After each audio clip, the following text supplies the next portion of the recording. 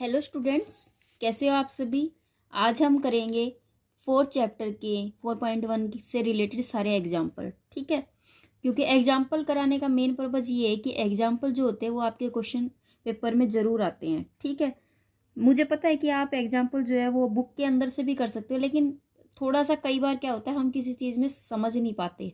ठीक है, तो वो समझाने का ही मेरा पर्पज़ है। तो देखिए, हम करते हैं first example. 2x minus 3y plus Z. इस तरह की जो इक्वेशन होती है जो इक्वल टू जीरो नहीं आती, वो सारी क्या होती है, नॉन होमोजीनियस इक्वेशन होती है। वो क्या होती है, नॉन होमोजीनियस इक्वेशन। अगर ये इक्वल जीरो आ जाता है ना, तो वो हो जाती है मेरी होमोजीनियस इक्वेशन। इससे आपको दो चीज़ें क्लियर हुई। एक चीज़ तो आपको यही क्लियर हुई कि होमोजीनियस किसे कहते हैं, दूसरी आपको नॉन होमोजीनियस का पता चला। तो नॉन होमोजीनियस इक्वेशन क्या होती है, जो जीरो के इक्वल नहीं आती, और होमोजीनियस में जीरो के इक्वल आती है। जो नेक्स्ट एक्सरसाइज है वो होमोजीनियस बेस्ड है। ठीक है, तो आपको इसको सोल्व करना है। इसमें क्या कहा है, इसमें जब सोल्व करना है तो 2x माइनस का 3y प्लस का z इज इक्वल टू 9। ठीक है, x plus Y plus Z is equal to 6, x minus Y plus Z is equal to में 2।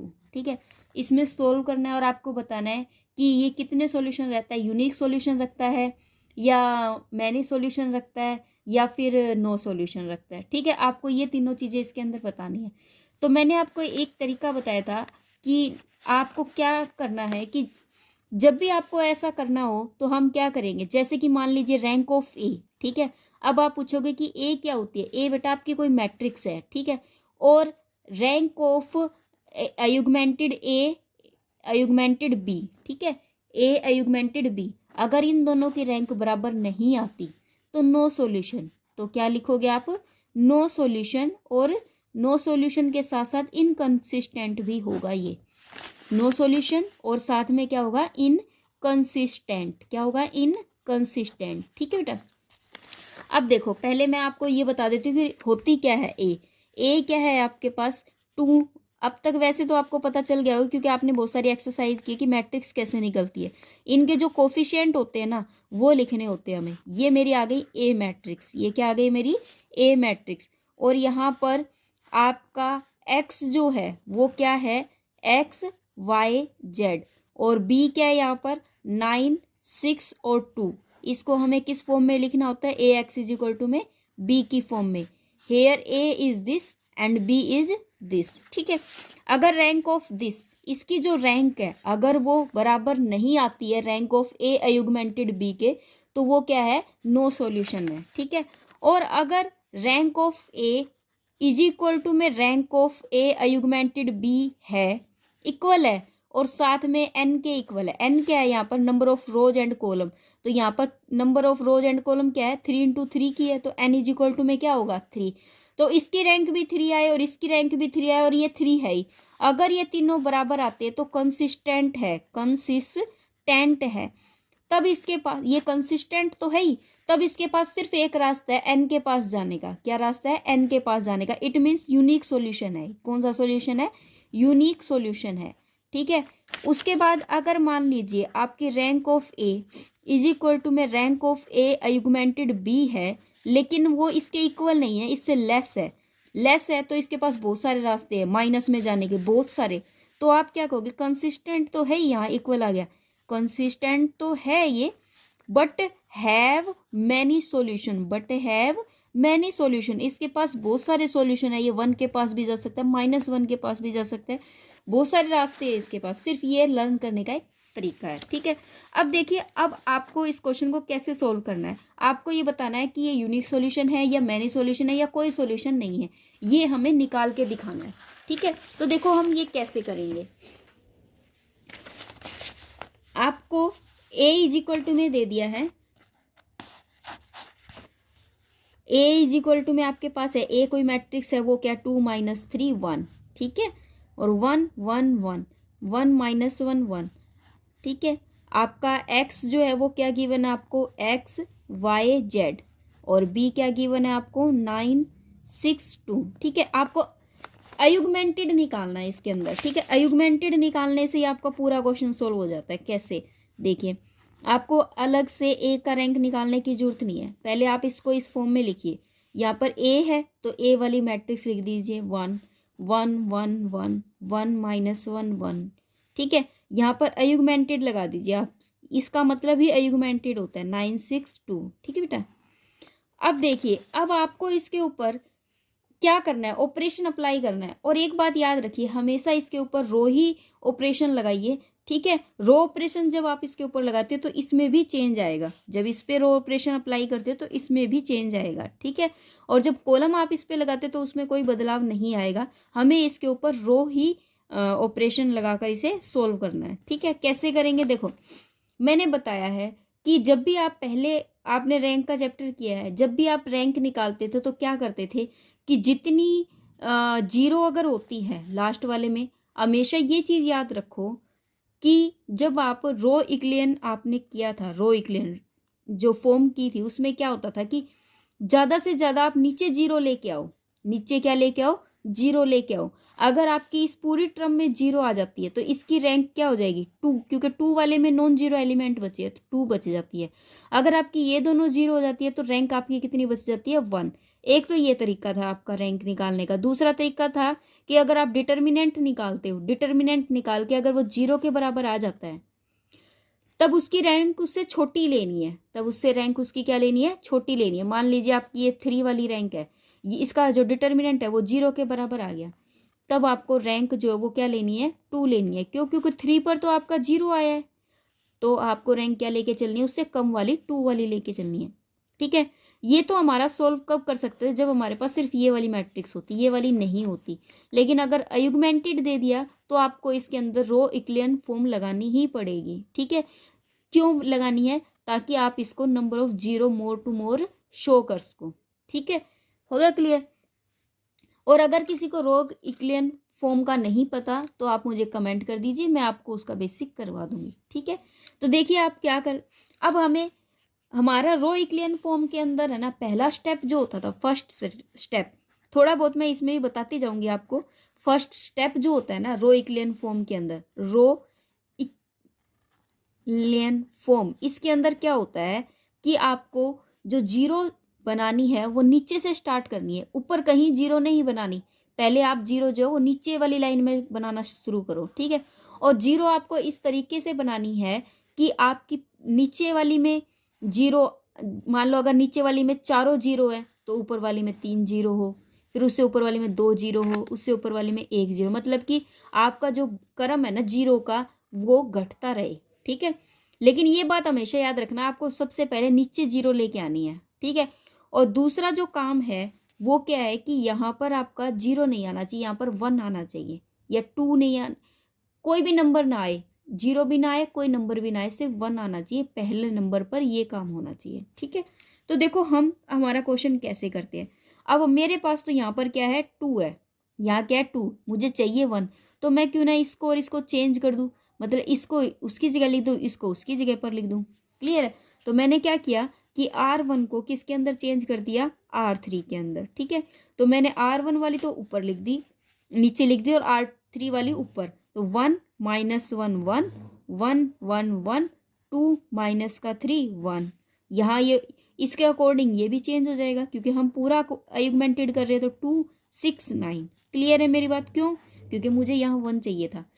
ठीक है, फर्स्ट स्टेप हो गया क्लियर। सेकंड स्टेप जो है वो मेरा क्या कहता है कि नीचे जो रो है, जो लास्ट रो है, लास्ट रो में आपको मोर टू मोर जीरो लेके आनी है, मोर टू मोर जीरो लेके आओ, मोर टू मोर जीरो लेके आओ। ठीक है, लास्ट में लेके आनी है, स्टार्टिंग में नहीं लेके आनी। अब जीरो लाने के लिए मुझे इसमें क्या करना पड़ेगा, अब आप देखिए, अगर मैं इसको 2 से मल्टीप्लाई कर देती हूँ, अगर मैं इसको 2 से मल्टीप्लाई कर दूँ, ठीक है, और फिर इसमें से घटा दूँ, तो मेरा ये जीरो आ रहा है। ये चीज़ हमेशा याद रखना, जब मैं इसको 2 से मल्टीप्लाई करती हूँ और 2 इसमें घटाती हूँ तो मेरा क्या आ रहा है, जीरो आ रहा है। ठीक है, दूसरा केस क्या है, अगर मैं R1 और R2 को घटाती हूँ तब भी मेरा यहाँ पर जीरो आ रहा है ना, मतलब मुझे नीचे से स्टार्ट करनी है जीरो, तो जीरो देखो इसमें भी आ सकती है, इसमें भी आ सकती है, तो ऑपरेशन को साथ ही साथ लगाएंगे। ऐसा नहीं है कि अगर मैंने ये बोल दिया कि नीचे जीरो है तो आप ऊपर वाले में जीरो लेके नहीं आओगे, इसमें भी लेके आ सकते हो आप जीरो। तो मैं देखो जो ऑपरेशन मैं लगा रही हूँ वो देखो, R1 मैं क्या, R1 माइनस में R2 अगर करती हूँ वो मेरा टेंस टू R2 ही आना चाहिए, ये बात ध्यान रखना। क्या आना चाहिए, या इसको घटा दूँ, बात वही है, R2 में आनी चाहिए वैल्यू, क्योंकि R1 में कभी भी जीरो नहीं लेना। उसके अलावा मुझे क्या करना है, यहाँ पर R3 में जीरो लेके आनी है, तो R3 tense to R3 minus में 2R1 करना है, 2R1 करना है। ठीक है, अब देखो जो ऑपरेशन लगने के बाद जो मेरे पास टर्म आती है वो क्या है। सबसे पहले मैंने क्या किया, R2 में से R1 घटाया, R2 में से R1 घटाया, यहाँ जीरो आया तो 1, यहाँ जीरो आ गया। ठीक है, R2 क्या मेरा 1, इसमें से अगर मैं ये कर रही हूँ तो यहाँ पर क्या आ रहा है 2 आ रहा है, यहाँ -1 था। इसमें से अगर मैं ये घटाती हूँ तो ये 0 आ रहा है। ठीक है, उसके बाद देखो R3 मेरा क्या 2, अगर 2 में से रफली जो काम है वो थोड़ा सा साइड में करके देख लिया करो, जिससे जो है आप के लिए करना आसान हो जाता है। देखो यहाँ पर मेरा क्या है, यहाँ मेरा R3 कितना है 2 है, माइनस 2R1 2R1 क्या है 1, तो ये कितना हो गया, 2 में से 2 गया 0, तो यहाँ पर क्या आ जाएगा 0। ठीक है, अब देखो R3 में मेरा क्या है माइनस का 3, और यहाँ पर माइनस है और माइनस का 2R1 है। ठीक है, तो माइनस का 3 प्लस का 2, तो कितना हो गया माइनस का 1 बचा। इस तरीके से कर लेते हो ना रफली, तो आपको करने में आसानी हो जाएगी।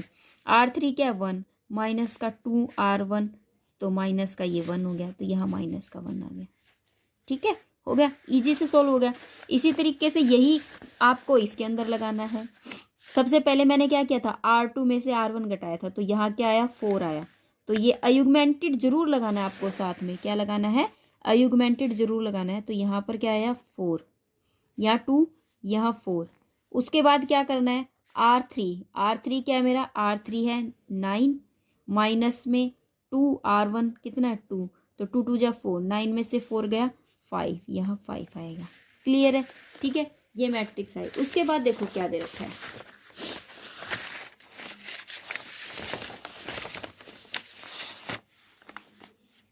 अब मेरे पास जो मैट्रिक्स है वो है 1 -1 1 0 2 0 0 -1 -1, और यहाँ पर है 2 4 5, ये है।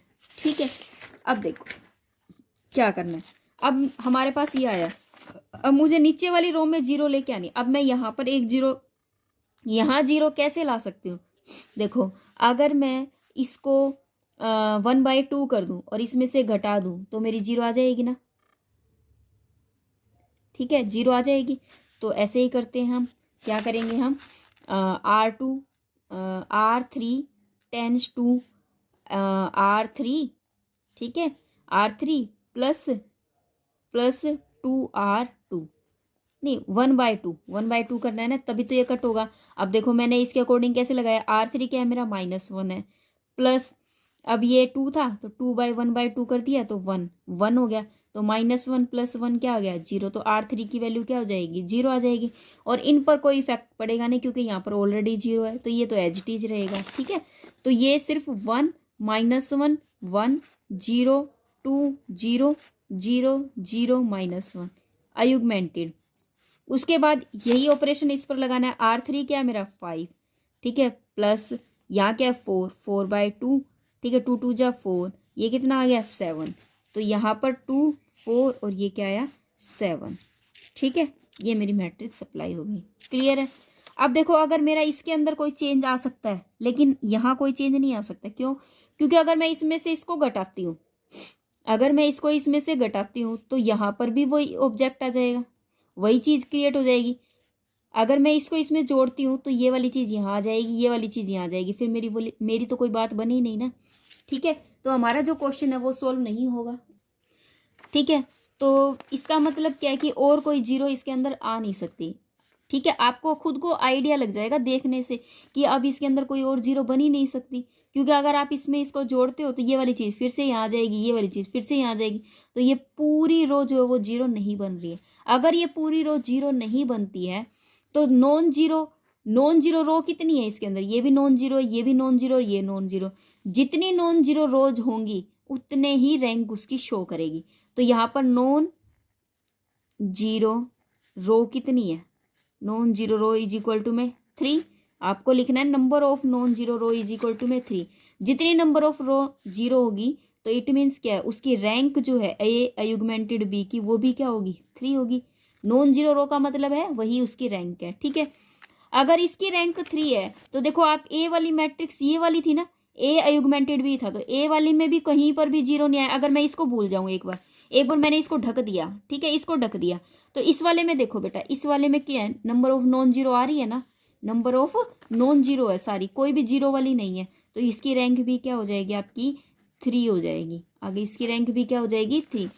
अब दोनों की रैंक जो है वो इक्वल आ रही है। ए की रैंक किसके बराबर आ रही है, ए अयुगमेंटेड बी के आ रही है, और इनकी जो मैट्रिक्स थी वो कौन सी थी, 3 × 3 की थी, तो इट मीन्स एन की वैल्यू क्या है, 3 है, तो वो किसके इक्वल आ रही है, एन की वैल्यू 3 के इक्वल आ रही है। अगर ऐसा था तो क्या होता है, कंसिस्टेंट होता है।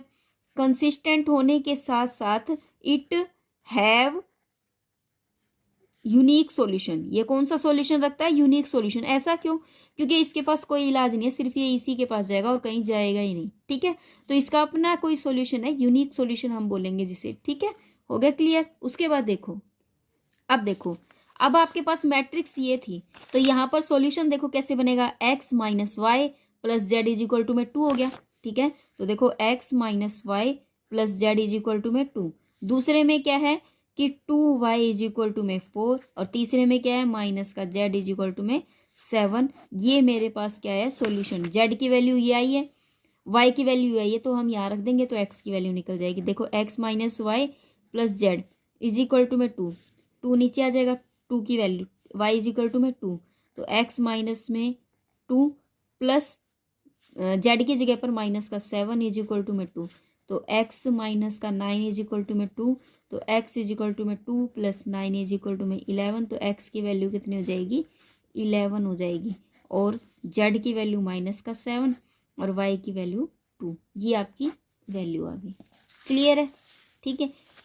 उसके बाद देखो सेकंड क्वेश्चन जो है, सेकंड क्वेश्चन भी सेम आपको इसी तरीके से करना है कि आपको इसका जो सेकंड एग्जाम्पल है वो आपके बहुत बार एग्जाम में भी आया हुआ है, ठीक है।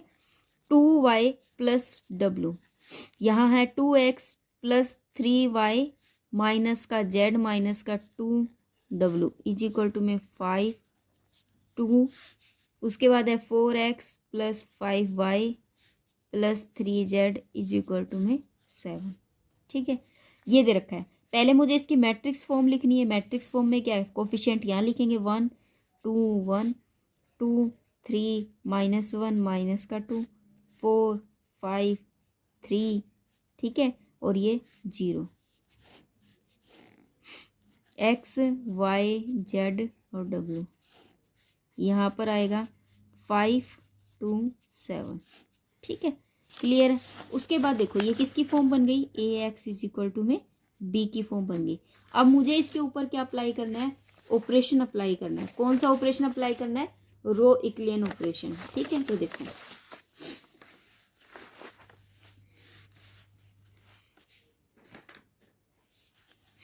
तो हम क्या करेंगे, हमें इसकी रैंक निकालनी है। रैंक जो है वो मुझे क्या निकालनी है, ए अयुगमेंटेड बी की निकालनी है, ठीक है। रैंक आप डायरेक्ट भी निकाल सकते थे डिटर्मिनेंट निकाल के, बट हम इसमें डिटर्मिनेंट नहीं निकाल सकते क्योंकि ए अयुगमेंटेड बी है जो कि विदाउट डिटर्मिनेंट, जो कि डिटर्मिनेंट से सोल्व ही नहीं होगा, जो कि डिटर्मिनेंट से सोल्व नहीं होगा। आपको इसमें ऑपरेशन लगाकर ही इसे रिड्यूस करना पड़ेगा, आपको इसके अंदर रिड्यूस इक्लेन फॉर्म को अप्लाई करना पड़ेगा, ठीक है। तो हम क्या करेंगे, ये अप्लाई कर रहे हैं, तो ए की जगह पर मेरे पास क्या है 1 1 2 1 2 3 -1 -2 4 5 3 0, ठीक है।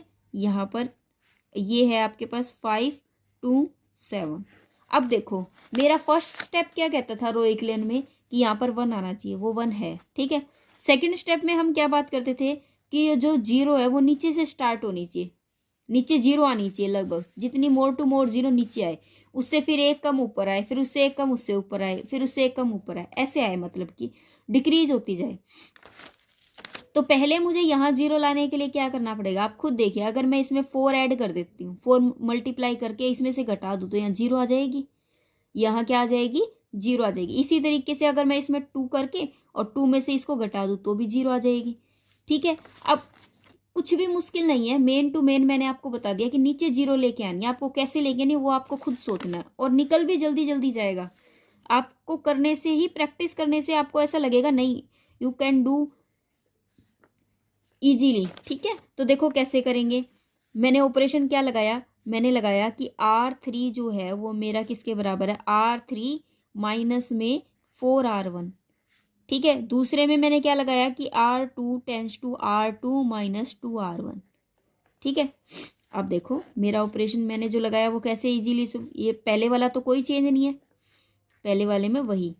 अब R2 वाला देखो, पहले R2 कितना है मेरा, रफली करके देख लिया करो कोई रफ पेज के ऊपर। ठीक है, जैसे कि मैंने कोई रफ पेज ले लिया, R2 कितना है मेरा, R2 है मेरे पास 2 माइनस का 2R1, तो ये 2 हो जाएगा, तो ये तो 0 हो गया। इसी तरीके से ये तो हो गया मेरा 0। इसी तरीके से यहाँ पर करना है, R3 माइनस का 2, तो ये कितना हो गया 1, यहाँ 1 हो गया। ठीक है, R2 कितना है मेरा -1, और ये माइनस का 2, तो ये कितना हो गया -3, ये कितना हो जाएगा -3। ठीक है, उसके बाद क्या है R2 कितना है मेरा -2 और -2R1, तो -4। ठीक है, इसी तरीके से आपको इसमें करना है 2 -2R1, 2 5 जा 10 हो गया, -8 आ गया। ठीक है, उसके बाद देखो अब इसके अंदर लगाना है वही, ये वाला R3 4 -4, ये तो 0 हो गया। अब अगले में देखो ये 5 है -4, तो कितना हो गया 1, यहाँ 1 लिख देंगे। इसी तरीके से इसमें करोगे तो ये कितना हो जाएगा -5 हो जाएगा, और ये क्या हो रहा है -4। ठीक है, और जब इस पर अप्लाई करते तो माइनस का ये क्या हो जाएगा 13। इस तरीके से ये मेरी टर्म आ गई। ठीक है, अब देखो और 0 बन सकती है, इसको इसमें से घटा दो, इसमें क्या करो आप इसमें से घटा दो। लेकिन जब आप इसमें से इसको घटाते हो ना, तब देखो क्या होता है कि इसके साथ साथ यहाँ पर भी 1 आ जाएगा। फिर मेरी बात तो नहीं बनी ना। ठीक है, इसका मतलब मैं इसको इसके साथ तो छेड़ ही नहीं सकती, तो मैं क्या करूँगी, इसको और इसको कर देती हूँ, इसको और इसको कर देती हूँ। ठीक है, करके करते हैं, तो देखो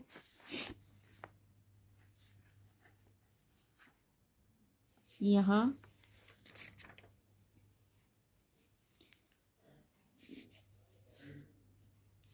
ये इसमें गया, ये -5 है। ठीक है, तो मैं क्या करूँगी, R3 tense to R3 minus का R2 किया, तो ये देखो क्या बना मेरे पास 1 1 2 1, और ये क्या है अयुग्मेंटेड 5। ठीक है, यहाँ क्या बना 0 1 माइनस का 5 माइनस का 4, इसमें से ये घटाओगे 0, इसमें से ये घटाया 0, इसमें से ये घटेगा ये भी 0 और ये भी 0 आ रहा है। ठीक है, लेकिन इसमें से ये घटेगा तो ये 0 नहीं आ रहा, ये तो -8 है ही, और ये -5 बन रहा है। ठीक है, हो गया क्लियर। अब देखो, अब और कुछ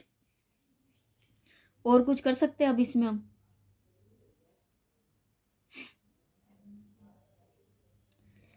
और कुछ नहीं कर सकते हम, है ना, क्योंकि इसके अंदर तो चेंज, ये 0 आ चुकी है और ये 0 आएगी नहीं, क्योंकि अगर आप इसमें से ये घटाते हो तो इसके अकॉर्डिंग ये भी चीज़ बदलती है, ये चीज़ बदलती है, तो इसके अंदर वैल्यू आ जाएगी, ये 0 हो जाएगा, लेकिन इसके अंदर तो वैल्यू आ जाएगी ना, तो बात तो नहीं बनी ना, बस ये इतना ही रहेगा। अब उसके बाद देखो क्या करना है, अब इसकी जो रैंक आएगी ए अयुग्मेंटेड बी की जो रैंक आ रही है ना मेरी, वो क्या आ रही है, ये नॉन जीरो आ गई, ये रो जो है वो क्या हो गई नॉन जीरो। अगर ये भी 0 हो जाता ना तो पूरी 0 हो जाती, तब तो 0 रोज हो जाती, लेकिन नॉन जीरो आ गई, तो 1 2 3, तो रो कितनी है, आप लिखोगे नंबर ऑफ नॉन जीरो रो, वो कितनी हो गई 3। ठीक है, तो जो इसकी रैंक है ए अयुग्मेंटेड बी की, वो कितनी हो जाएगी 3 हो गई। लेकिन रैंक ऑफ ए क्या है, ए वाली मैट्रिक्स ये थी, लेकिन इसके नीचे इसको छिपा दो, इसके नीचे वाली में पूरे में क्या है 0 आ गई है, तो इट मीन्स इसकी जो रैंक है वो क्या हो जाएगी 2 हो जाएगी, क्योंकि इसमें नंबर ऑफ 0 पूरा 0 है, तो इसकी रैंक क्या आ गई 2 आ गई। अब देखो rank of A not equal to rank of A augmented B के, अगर ये बराबर नहीं है, अगर ये 2 और 3 दोनों बराबर नहीं है, तो ये क्या है इनकंसिस्टेंट है। अगर इनकंसिस्टेंट है तो नो सॉल्यूशन, क्या लिखोगे आप नो सॉल्यूशन। क्लियर है, इस तरीके से आपको क्वेश्चन को सोल्व करना है। और अगर आप इस तरीके से क्वेश्चन को सोल्व करोगे ना, आपके जो क्वेश्चन है वो भी इजी से सोल्व हो जाएंगे। ठीक है, उसके बाद देखो नेक्स्ट जो क्वेश्चन है, मैं आपको इसके क्वेश्चन सारे नहीं करवाऊंगी, स्टार्टिंग के 2-3 करवा देती हूँ, फिर आप अपने आप कर लोगे। ठीक है, क्योंकि एग्जाम्पल है, देख के करना है, बस तरीका मैंने आपको समझा दिया। उसके बाद देखो एक जो है क्वेश्चन नंबर 3, वो क्या दिया हुआ है आपको, 4x। जो ऑपरेशन आप लगाते हो ना, बस ये सोच के लगाया करो कि नीचे जीरो लानी है आपको किसी भी तरीके से। ऊपर वाला प्रोसीजर तो भूल ही जाया करो कि आपको ऊपर जीरो लेके आनी है, तब आपका बिल्कुल इजीली सोल्व हो जाएगा और आपको ना मैट्रिक्स में ऑपरेशन भी लगाने आ जाएंगे। ठीक है बेटा, क्योंकि पहले मुझे भी नहीं आते थे, लेकिन कहते हैं ना कि प्रैक्टिस करते रहोगे तो आपको अच्छे से आ जाएंगे। अब मुझे इसके अंदर मैट्रिक्स निकालने, तो मैट्रिक्स क्या है मेरी, 4 2 1 3 1 2 2 माइनस का 4 1। ठीक है, और आपके पास बी क्या दे रखा है, -7 -1 1। ये हो गया बी, और ये आपकी मैट्रिक्स ए। अब मुझे इसके ऊपर क्या अप्लाई करना है, अब देखिए, अब हमें क्या करना है इसके अंदर, पहले नीचे स्टार्ट करो। पहले तो ये देखो कि यहाँ पर क्या है, 1 आना चाहिए, लेकिन यहाँ क्या है 4 है, तो इसका मतलब मुझे इसको इससे ट्रांसफर कर दूँ, क्योंकि यहाँ पहले नंबर पर 1 है। तो मैं इसको क्या करती हूँ, R3 को ट्रांसफर कर रही हूँ किससे, R1 से। तो यहाँ 1 2 1, यहाँ क्या हो जाएगा 2 1 -4, और यहाँ हो जाएगा 4 3 2। ये 1 ऊपर चला जाएगा, और ये -1 है, और ये माइनस का 7। ठीक है, सबसे पहले तो मैंने यही काम किया कि मैंने 1 लेके आना। अब दूसरा काम जो है वो नीचे जीरो आनी चाहिए, तो मैं देखो अगर मैं इसकी 4 से मल्टीप्लाई कर दूँ और इसमें से घटा दूँ तो जीरो आ जाएगा। इसी तरीके से अगर मैं 2 से मल्टीप्लाई कर दूँ और इसमें से घटा दूँ तो यहाँ जीरो आ जाएगा। ठीक है, तो देखो R3 जो है वो क्या होगा, R3 माइनस में 4R1। इसी तरीके से R2 tense to R2 minus 2R1। ठीक है, तो देखो रफली आपको काम करते रहना है यहाँ पर नीचे, कि ये वाला जो पार्ट है 1 2 1। अब देखो R2 ये तो जीरो हो जाएगा, 2R1 करेंगे तो ये जीरो हो जाएगा। अब R2 क्या दे रखा आपके पास 1, और माइनस का 2, R1 कितना 2, तो ये कितना हो जाएगा माइनस का 3, तो यहाँ माइनस का 3 लिखेंगे। ठीक है, इसी तरीके से R2 माइनस का 4 माइनस का 2, ये हो जाएगा आपका माइनस का 6। ठीक है, इसी तरीके से इसमें घटाओगे तो जीरो, ये क्या हो जाएगा माइनस का 5, और ये माइनस का 2। ठीक है, ये काम आप रफली करके देखोगे। यहाँ क्या 1, इसमें से ये घटाओगे तो माइनस का 3, और इसमें से ये हो जाएगा माइनस का 11। क्लियर है, ये वाली बात आ गई। ठीक है, अब देखो, अब मैं क्या कर सकती हूँ कि अगर मैं यहाँ से 1/2 कॉमन ले लूँ, अगर मैं 1/2 1 जो 3 है वो कॉमन ले लूँ, तो ये क्या हो जाएगा, अगर मैं इसको 1/3 कर दूँ तो ये कैंसिल हो जाएंगे, यहाँ सिंपल फॉर्म बन जाएगी। तो मैं क्या कर सकती हूँ, R2 को मैं कैसे लिख सकती हूँ, R2 इंटू में माइनस का 1/3 मैंने कर दिया, 1 2 1 0। अब क्या होगा, ये 1/3 आपने किया तो ये 1 हो गया, ये क्या हो जाएगा 2 हो जाएगा, ये 1 और ये 1। ठीक है, ये हो गया, ये 0 माइनस का 5 माइनस का 2 एज इट इज है। ये आपके पास मैट्रिक्स मिली। ठीक है, अब देखो अगर मैं इसको 5 से मल्टीप्लाई कर दूँ तो ये 0 हो जाएगा ना, तो मैंने ये वही ऑपरेशन लगाना है, R3 tense to R3 plus 5R2। ठीक है, तो ये क्या हो जाएगा 1 2 1 1 0 1 2 1 0, ये 0 हो गया। ठीक है, R3 क्या था माइनस का 2, इसमें 5 2 जा 10, 10 में से 2 घटाओगे तो कितना हो जाएगा 8, ये हो गया माइनस का 6। ठीक है बेटा, अब देखो और कोई चेंज हो सकता है, अगर और कोई चेंज हो सकता है तो आप देख सकते हो कि मुझे तो कोई चेंज नहीं लग रहा, क्योंकि अगर मैं इसको 1/8 से मल्टीप्लाई करके इसमें से घटाती हूँ तो ये वाली चीज़ यहाँ आ जाएगी, ये वाली चीज़ यहाँ आ जाएगी, तो भी मेरी टर्म कम नहीं हुई, बढ़ जाएगी। ठीक है, और अगर मैं ऐसा करूँ इसको 2 से मल्टीप्लाई करके और इसमें 2 ऐड करूँ और इसको घटाऊँ तो ये तो 0 हो सकता है, हो सकता है। ठीक है, लेकिन ये वाली जो चीज़ है वो तो 0 नहीं हो रही ना, मेरी जीरोज कैसे आनी चाहिए, 2 0 यहाँ है, ठीक है, यहाँ 1 0 है, रो जो है ना, जीरो की जो रो है वो ऐसे बननी चाहिए। देखो एक के बाद 1 0, उसके बाद 2 0, ठीक है, 2 के बाद 3 0, 3 के बाद 4 0, लेकिन मुझे अगर मैं मैंने जैसे सोचा कि अगर मैं यहाँ 0 ले आती हूँ तो मेरी बात वो रो इक्विलेन वाली नहीं बनेगी। वो रो इक्विलेन क्या कहती है कि 0 ऐसे आनी चाहिए, पहली रो में 1 0, दूसरी में 2 0, तीसरी में 3 0, चौथी में 4 0। लेकिन यहाँ पर अगर मैं एक ही रो में 2 0 नहीं लेके आनी है मुझे, ठीक है, पहली में एक ही 0 होनी चाहिए। मेरी बात समझे या नहीं समझे? अब आप कहोगे स्टार्टिंग यहाँ से करनी है, स्टार्टिंग यहाँ से नहीं करनी, स्टार्टिंग यहाँ तो 1 ही रहना चाहिए। जो उसके बाद जो नीचे आती है ना उसकी स्टार्टिंग 0 से होनी चाहिए। उसके बाद जो सेकंड रो आती है उसमें जो स्टार्टिंग में 2 0 होनी चाहिए। उसके बाद जो थर्ड आती है उसमें 3 0 होनी चाहिए। इस तरीके से जीरोज का ऑर्डर बनना चाहिए, ठीक है। तो मुझे इसको 0 करने की ज़रूरत ही नहीं है। क्लियर है? अब ये 0 किसी भी हालत में हो नहीं रहा। अगर ये 0 नहीं हो रहा तो जो रैंक है ए की वो कितनी है? वो 3 है। और रैंक ए अयुगमेंटेड बी की भी कितनी है? वो भी 3 है। दोनों की रैंक अगर इज इक्वल टू में है ए अयुगमेंटेड बी के, तो वो क्या है? कंसिस्टेंट है। दूसरा ये एन के इक्वल भी है तो ये कंसिस्टेंट है। It means it has many solution. It has many solution. इसके पास मैनी सॉल्यूशन या unique solution? Unique solution, not many, ठीक है। यूनिक सॉल्यूशन, मैनी नहीं आएगा। क्यों? क्योंकि मैनी सॉल्यूशन कब आता? जब ये लेस देन होता। लेकिन ये तो इक्वल आ गया एन के, इसके पास एक ही रास्ता है, इस एन के पास जाने का। ये तो बेचारा रह गया, बेचारा कुछ कर ही नहीं सकता, सिर्फ इसके पास जा सकता है। तो ये क्या कहोगे आप? यूनिक सॉल्यूशन कहोगे। इसके पास सिर्फ एक ही रास्ता है इस एन के पास जाने का, ठीक है। क्लियर है? आज हम इतना ही करेंगे। एग्जाम्पल जो है आई थिंक सो करने की ज़रूरत नहीं है मुझे, आप खुद कर सकते हो। और फिर भी कोई एग्जाम्पल में कोई क्वेश्चन पूछना हो तो आप मुझे बता दीजिए, मैं उसकी अलग से वीडियो डाल दूँगी आपके इस चैनल पे, ठीक है। तब तक के लिए बाय। नेक्स्ट वीडियो में इससे रिलेटेड एक्सरसाइज करेंगे। Take care, thank you, have a nice day.